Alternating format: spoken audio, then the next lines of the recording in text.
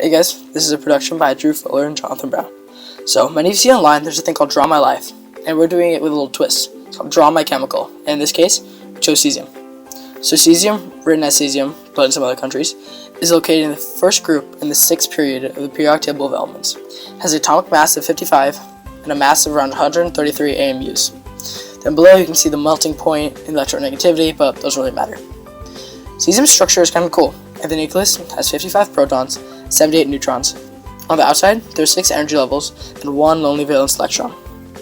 Displaced between the energy levels, there are 55 electrons, represented by the red dots. But there wasn't really enough time to draw all of them, so there you go. The forms of cesium are pretty simple. There's the regular Cs plus 1, which follows the octet rule in the xenon configuration. And there are a bunch of others too, including the CS-135, which has a crazy half-life of 2,300,000 years.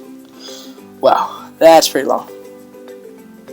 Alright, so cesium is mostly found in the Earth's crust, a material called pollucite. See, cesium is pretty rare, but it's still the 45th most common element on this Earth. Even though it might sound like it's that uncommon, the remaining elements take up a minuscule percentage of this planet.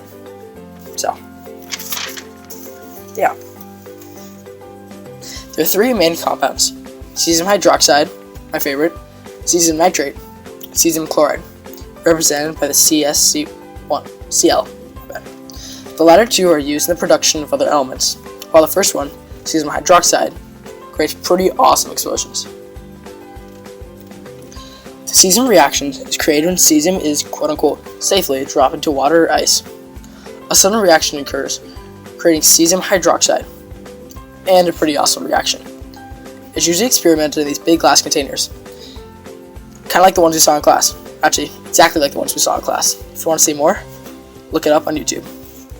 Finally, cesium was founded by Robert Boson and Gustav Kirchhoff, and is now mostly used in atomic clocks and some other stuff.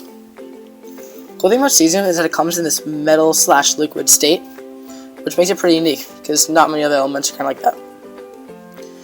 There's definitely more to cesium, but that's about all we have time for. So that's about it. Thank you guys for watching.